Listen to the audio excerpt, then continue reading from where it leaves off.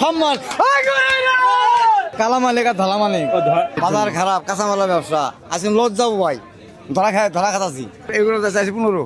1,15,000। হ্যাঁ আচ্ছা, এটা 1,15,000 আর এটা এটা 15 চাইছি। সবগুলাই মোটামুটি 1,15,000 করে আপনি চাইতেছেন এখন একদম। হ্যাঁ 1 লাখ কইছে। 1 লাখ বলছে। হ্যাঁ 10 হলো বেশি। 10 হলেও বেচতে। হ্যাঁ এলা হাত হানা গানা গরু তো মাশাআল্লাহ অনেক সুন্দর গরু।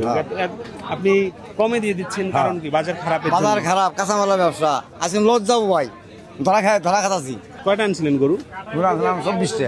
24টা। একটাও বিক্রি হয়েছে? হ্যাঁ 3টে বেচছি। আপনি এই পেশায় কতদিন ধরে আছেন? 42 বছর। 40 বছর। 40 বছর। হ্যাঁ গাবতলি ব্যবসা করছি, এনু ব্যবসা করতেছি, সোনাকান্দা যাই, মানিকগঞ্জ যাই।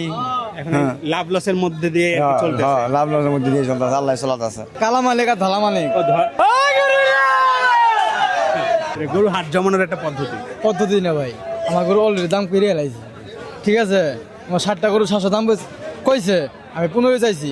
আমার তো বুঝছেন লাস্ট পর্যন্ত 10,000 করে কয়ে দিচ্ছি। আবারিস ওই খেলা দাম শুরু করি এই পর্যন্ত 100 দাম পাইছি। 700 কইছে, 12 করে দাম চাইছি, লাস্টে 10,500 করে চাই দিছি। এই পর্যন্ত বেঁচে আছে ভাই। আমি ভাই লাভ নুকসান দেখবো না ভাই, আমি লাভ দেখবো পরে। কোন জানেন, ঈদের 7 দিন আগে আমি লাভ ধর্ম হওয়া না, এন ধর্ম না।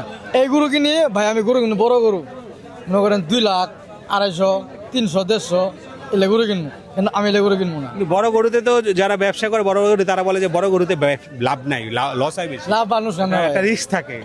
আমি রিস্ক নিয়ে ব্যবসা করি ভাই, ব্যবসা করলে রিস্ক নিয়ে রিস্ক নিয়ে ব্যবসা করি।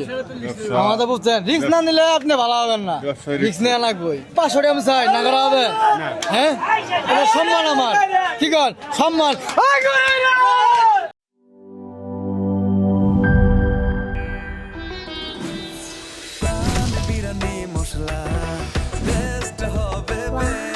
প্রাণ বিরিয়ানি মশলা, টেস্ট হবে বেস্ট। প্রাণ, জীবনের স্বাদ।